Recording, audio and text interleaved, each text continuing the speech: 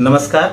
भूमि news के विशेष कार्यक्रम एक मुलाकात में आप सभी सुधी दर्शकों का स्वागत है।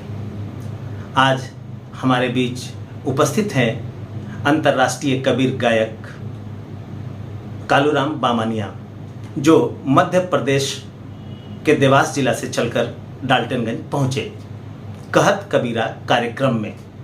कहत कबीरा कार्यक्रम का आयोजन सुबह की धूप के द्वारा किया गया था।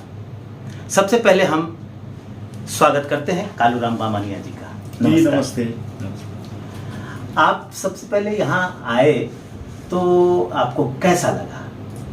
मेरे को बहुत अच्छा लगा कि इस कार्यक्रम में विद्वजन, लेखक और डॉक्टर, मैंने एक IAS IPS अधिकारी बहुत सारे थे, जो बहुत अच्छा लगा कि उनको मेरे को सुनने को मिला और उन्होंने सुना। बहुत बहुत शुक्रिया, आपने डाल्टनगंज के श्रोताओं और दर्शकों को एक कॉम्प्लीमेंट दिया। अब हम ये जानना चाहते हैं कि कबीर का गायन करने वाले को कोई भय है क्या? नहीं, भय हो नहीं सकता कबीर को गाने वाला हो। अगर वो भय कबीर को गाता हो, अगर भय रखता हो तो वो गायक नहीं है। वो अपनी एक अलग तरह से दुकान चलाना चाहते हैं, या उनको एक अलग तरह से अपनी गायकी कायम रखना है कि मुझे लोग ज़्यादा बुलाएंगे अगर मैं लिपि चुपड़ी बात कहूँगा तो। मैं उस तरह का नहीं हूँ। मैं कबीर की जो बात है वो रखूँगा और कबीर ने जो कहा उसी तरह से कहूँगा, चाहे मुझे कोई बुलाए या ना बुलाए। आपके इस जज्बे को सलाम करता हूँ मैं। ऐसा सवाल मैंने इसलिए किया कि अभी जो वर्तमान राजनीति की स्थिति है उसमें कभी मंदिर, कभी मस्जिद, कभी हिंदू, कभी मुसलमान, लेकिन कबीर की वाणी में तो हमने जहाँ तक पढ़ा है और सुना है कि मोको कहाँ ढूंढे रे बंदे, मैं तो तेरे पास हूँ। ना मैं देवल, ना मैं मस्जिद, ना काबे कैलाश, खोजी हुई हो तो तुरंत ही मिली हो पल भर की तलाश। बिल्कुल। लेकिन आज हो क्या रहा है? मंदिर के नाम पर, मस्जिद के नाम पर खून की नदियां बहाई जा रही है। ऐसी स्थिति में एक तरफ कबीर, दूसरी तरफ राजनीति, इन दोनों के बीच क्या फर्क पाते हैं?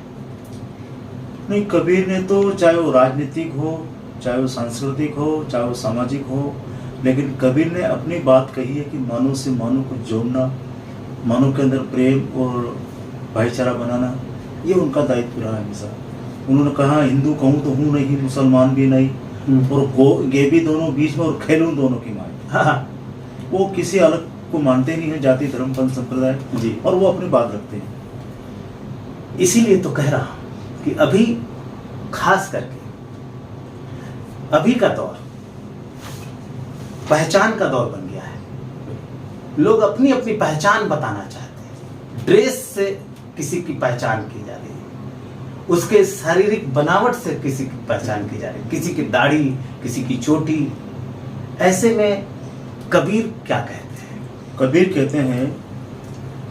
कहते हैं कि मैं कहूँ वो भी मत मानो जी। शब्द कहे सो कीजिए गुरुए बड़े लावार, अपनी अपनी बात को ठोर ठोर बंटवार। हाँ। कबीर की बात को लेकर के कई लोग अपनी अपनी प्रशंसा बढ़ाने के लिए कहते हैं, लेकिन कबीर कहते हैं कि नहीं, आप शब्द कहे सो कीजिए गुरु बड़े लावार, अपनी अपनी बात को ठोर ठोर बंटवार। आप कबीर के शब्द को लेकर काम करेंगे तो आपको थोड़ा आत्म संबल मिलेगा, ताकत मिलेगी। मैं इसका अर्थ जो समझा कि कबीर ने गुरु को लवार भी कह दिया। बिल्कुल। और कहा कि जो शब्द कहता है उसको सुनिए, उसको करिए। तो यहाँ तो लोग कहते हैं कि जो मैं कह रहा हूँ वो सुनो। नहीं, वो तो गलत है। उसी के लिए नकार है, वो गलत है ना। बिल्कुल।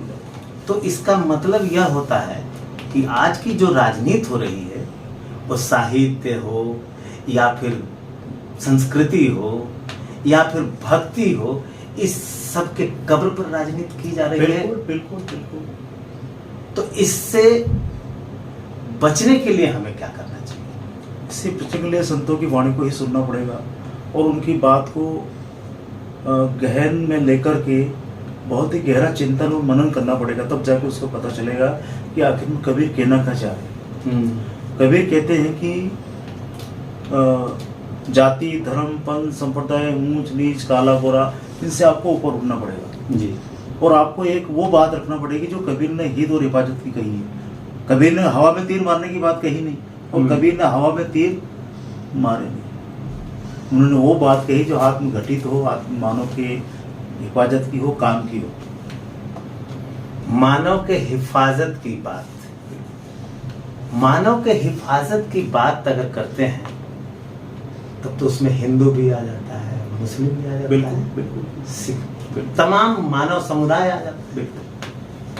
और आज जो मानव समुदाय को बांटने वाले लोग हैं, ऐसी स्थिति में कबीर की परंपरा कैसे हम स्थापित कर सकते हैं? नहीं, कबीर ने तो अपना अंदाज रखा है। उसमें अगर आप कुछ जाति ढूंढते, धर्म ढूंढते, पंथ ढूंढते तो आपका है।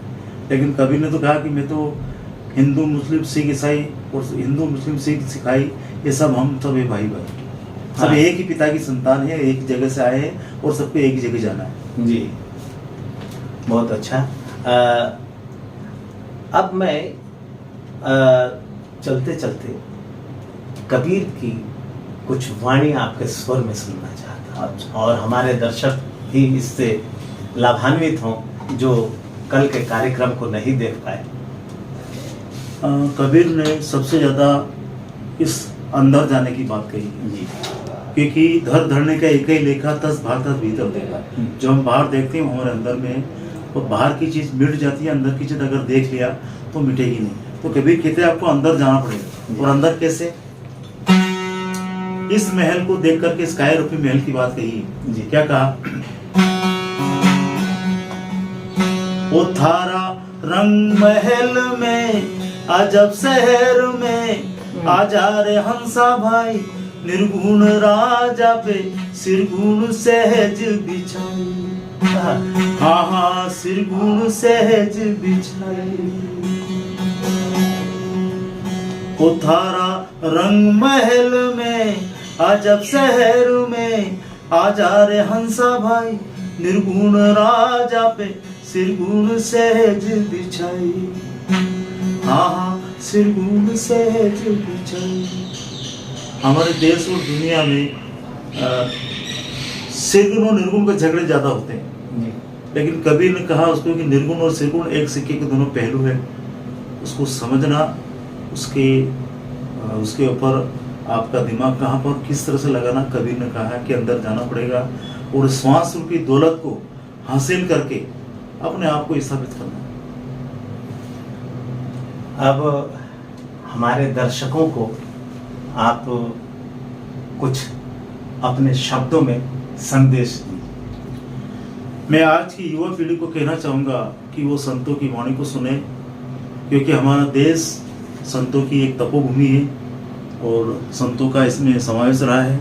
इसलिए हमारे देश में संतों की सुनना पड़ेगी, संतों को की बात को जानना पड़ेगा। उन्होंने जाति, धर्म, पंथ, संप्रदाय और जितने भी व्यसन है, गांजा, भांग, दारू, बीड़ी, सिगरेट, तंबाकू, इनको भी आपको छोड़ना पड़ेगा, नहीं तो आपका जीवन व्यर्थ चला जाएगा। बहुत बहुत शुक्रिया। भूमि न्यूज के इस कार्यक्रम में आपने महत्वपूर्ण समय दिया, इसके लिए एक बार फिर से बहुत बहुत धन्यवाद। आज के लिए बस इतना ही। फिर मुलाकात होगी किसी एक नए शख्सियत के साथ। धन्यवाद।